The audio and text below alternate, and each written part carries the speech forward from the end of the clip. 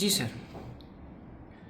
તારીખ 20/2/2026 રાત્રિના 10:30 કલાકે મોજે દશેરા ટેકરી સાંઈબાબાના મંદિરની પાસે બાલાપીર દરગાહની બાજુમાં કિરણ ઉર્ફે કિરિયો ભીખુભાઈ રાઠોડના મકાનમાં એક મર્ડરનો બનાવ બન્યો હતો, જે બાબતે જે ફરિયાદી છે હિતેશભાઈ જીવણભાઈ રાઠોડ નાવે નવસારી ટાઉન પોલીસમાં BNSની કલમ 103(1), 351, 354 મુજબની એક ફરિયાદ આપેલી હતી, જેમાં બનાવની ટૂંક વિગત એવી છે કે જે આ મરણ જનાર છે ચેતન ઉર્ફે ચિંતુ જીવણભાઈ રાઠોડનો મિત્ર પંકજ મહેશભાઈ રાઠોડના હોય આ જે બનાવ છે એ બાબતે જે આરોપીઓ છે રાહુલ હેમંતભાઈ કુકણા અને હેમંતભાઈ નારાયણભાઈ કુકણા અને કાયદાના સંઘર્ષમાં આવેલ એક બાળક, એ લોકો જોડે કોઈ ઝઘડો થયેલો હતો, જેની સમજાવટ માટે એ લોકો ત્યાં સ્થળ પર ગયા હતા.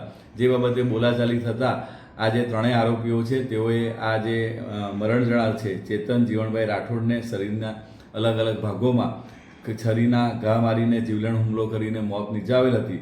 અને આ જે ફરિયાદી છે તેને પણ જાનથી મારી નાખવાની ધમકી આપેલ હતી, જે બાબતે ગુનો નોંધાયેલ હતો. અને આ બાબતે આરોપીઓ ત્યાંથી જગ્યા ઉપરથી નાસી ગયેલ હતા, જેને પકડવા સારું નવસારી જિલ્લાની LCBની ટીમ અને નવસારી ટાઉનની અલગ અલગ પોલીસની ટીમ બનાવીને આરોપીઓને ગણતરીના કલાકોમાં ઝડપી પાડવામાં આવેલ છે. અને જે કાયદાના સંઘર્ષમાં આવેલ છે તેને બાળકને હસ્તગત કરીને તેની પણ પૂછપરછ કરવામાં આવેલ છે.